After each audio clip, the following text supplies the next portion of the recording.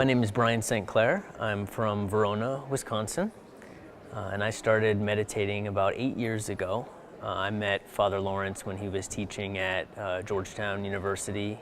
It was the year that we actually began the John Main Center for Meditation and Interreligious Dialogue there at Georgetown. And this is my first time attending the John Main seminar. It's been a really enriching experience thus far. I'm fortunate enough to be attending with my wife. This time we were married 2 months ago, so we're celebrating that. But it's also a really interesting opportunity for us because I'm Catholic and she's Muslim. And so the topic of the John Main seminar this year was particularly important to us and very personally relevant since dialogue between our faith traditions is so much a part of our lives and our life together. So it's been really interesting, I think, to hear Father Dan's thoughts and to dialogue with each other about Islam and to be surprised by both similarities and differences and the way in which it casts light and insight into our own tradition and enriches our own understanding of where we're coming from.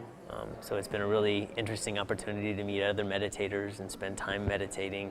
I'm really glad that I was able to attend this year. So my name is Martha Bolinger, and I'm director of the Trust for the Meditation Process.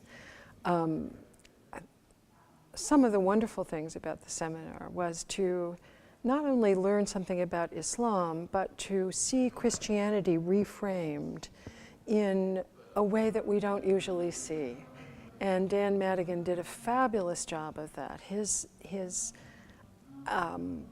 outlook on the scriptures is so fresh, and we don't hear so much of the text of Christianity really being the flesh, the Word made flesh.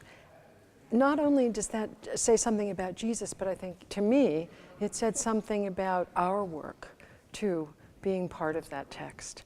And the world community's work being an ongoing piece of that text. That just made it richer and set a lovely frame for this conference.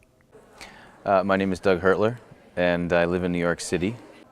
Everything about it's been wonderful. The grounds here are perfectly conducive to finding some personal silence. Usually I have found it often takes me a few days to settle in and to really quiet my mind, and that was the case here. So I'm very glad I came to the retreat and had that time of silence before the seminar, because I think my mind would have just been moving too quickly, and the material, which is deep, that Father Dan has been presenting, I don't think I would have been able to listen to it and absorb it as well. I think I would have just sort of started having multiple conversations with myself on various fronts, and I wouldn't have really been allowed to experience the material the way I did.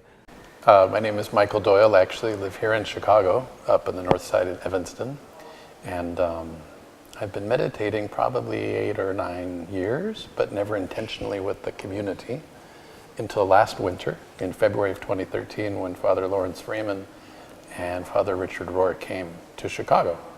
And Betsy Spearing and I communicated. I brought my cello, I played some music, and I began to meditate with this mantra. So this year, I was excited to make my annual retreat by coming here and to attend the retreat and not be involved with music and liturgy for the first part, and so I was silent. And I found the daily meditation 4 or 5 or 6 times a day. Really, the grace of the Spirit was taking me deeper and deeper and deeper. And part of that was a journey into, I think, some sadness in my life, and just some of the pain and sorrow and the rush and the stress of the world, and the residue of leaving that behind. And in the middle of those 3 days, it was nice to just kind of stay not quite so deep in the darkness, but to listen to some of the beautiful music being provided. Nada te turbe, and other songs were helping me because I'm a musical person. Music and prayer are really kind of together. Daily Mass and the silence and just the lectures or the presentations by Father Laurence I found intensely prayerful. The lecture part of this, I have come to most of the lectures, but I really found it took me from the heart space kind of quickly up to the head space. But I really enjoyed Dan's presentation style and walking around, and it's really my first introduction, I'm sorry to say, at age 48, to Islam. But it opens my eyes, I suppose, professionally. As a chaplain, we have many Muslims in the hospital, and I don't know even really how to begin that conversation. I don't know that I learned all of that here. I don't know if that was even the goal.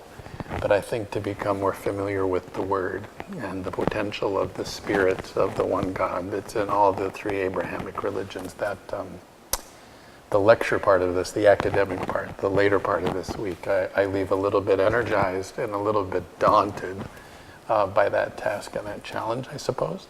But the first half of the week, I leave more rooted deeply in prayer, and that's a real grace and a gift for the program. So, or for the week-long time here. So thanks to Betsy and to WCCM and everybody who helped bring us all together. It's been a wonderful, rich week for me.